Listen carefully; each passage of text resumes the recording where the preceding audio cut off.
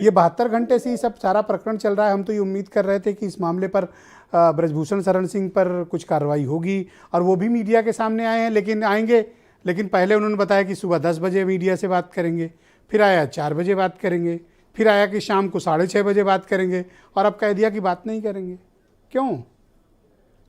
देखिए, अपना हेलीकॉप्टर रखकर पूरे देश भर में उड़ान भरने वाले ब्रजभूषण शरण सिंह 3 बार प्रेस कॉन्फ्रेंस की टाइम बदल चुके हैं और दिल्ली से वो गोंडा आ गए और पूरे देश भर के पहलवानों को यहाँ उन्होंने बुला रखा है, लेकिन वो खुद नहीं सामने आए और शाम को अपने बेटे से कहलाया कि 22 तारीख को संघ की बैठक होगी, उसमें तय होगा।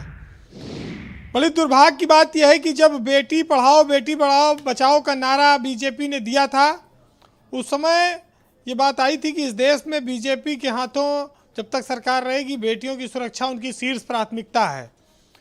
जिन लोगों ने देश की खातिर पदक जीते हैं उनका पूरा राष्ट्र सम्मान करता है, प्रधानमंत्री ने भी उनका सम्मान किया।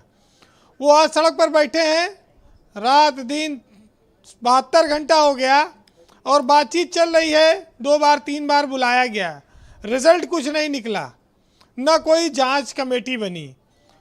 चाहे तो कोई रिटायर्ड चीफ जस्टिस के हाई कोर्ट से कहीं से तमाम सरकार के पास एजेंसी है वो जांच करा ले, क्यों नहीं करा रही ये बात समझ में नहीं आती। ब्रजभूषण शरण सिंह बाहुबली सांसद कहे जाते हैं, धनबल भी उनके पास बहुत है, और उन्होंने एक बार एक इंटरव्यू में कहा कि उन्होंने एक आदमी को राइफल से गोली मार दी, कोई मानेगा नहीं लेकिन मैंने मारा। उनके तमाम बेबाक बातों के बाद फिर पतंजलि और रामदेव पर उनका ताज़ा निशाना था कि ये घटिया सामान बेचते हैं। फिर वो उत्तर प्रदेश सरकार के अफसरों को बेईमान कहते हैं, लेकिन वो लगातार जारी है उनका ये बयान। आज इतने आरोपों के बाद या तो सरकार खिलाड़ियों से खुद जाकर बातचीत कर ले, जंतर मंतर बहुत दूर नहीं है, या उनसे कहे कि जो लोग पीड़ित हैं वो थाने आए, कोर्ट जाएं।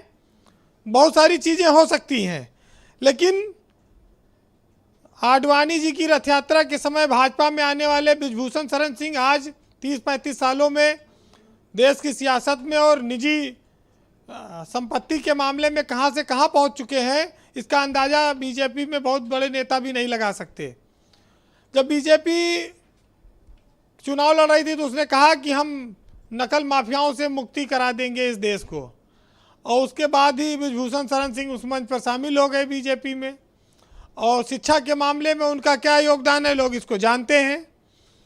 देखिए, ये बड़ी अजीब सी बात है कि इस देश में जिस चीज़ की जब डिमांड होती है तो वो नहीं मिलती। जो लोग पूरी दुनिया में मशहूर हैं, पदक जीत कर लाते हैं, भारत में गोल्ड मेडल ओलंपिक तक के लोग हैं, खिलाड़ी हैं, उनकी बात कितनी देर लगेगी सुनने में।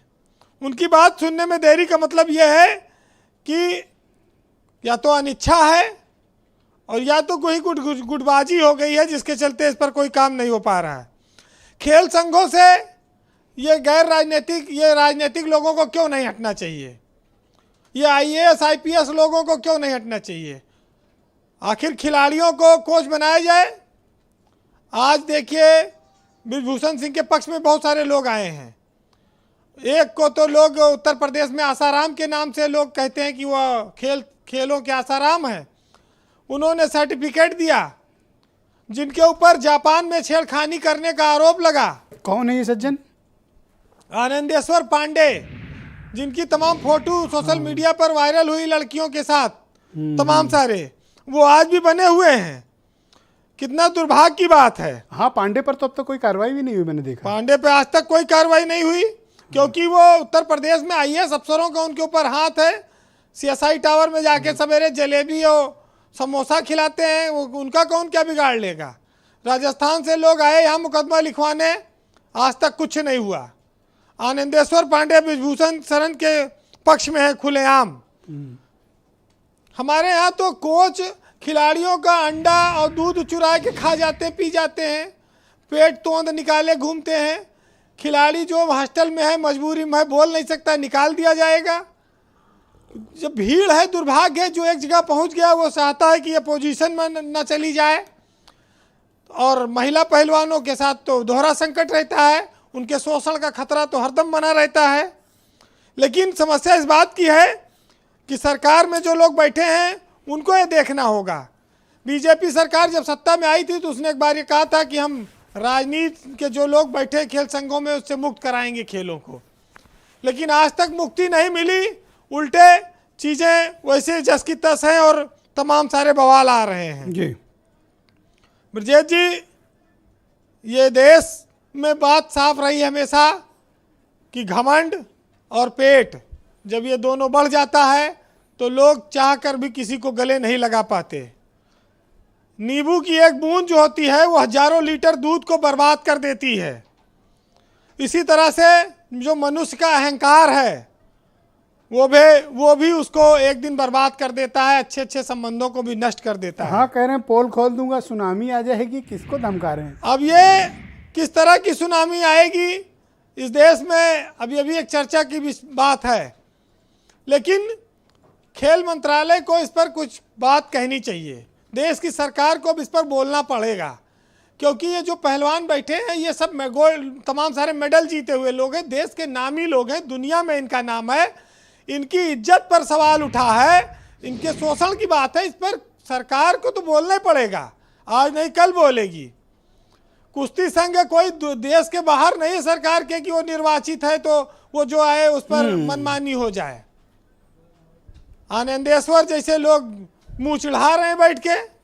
हाँ, मैं तो देखा हूँ कि वो तो टीवी बहसों में भी कई जगह मुझे दिखाई पड़े, जिसके ऊपर बलात्कार का आरोप हो, खिलाड़ी के मुकदमा हो जिस पे।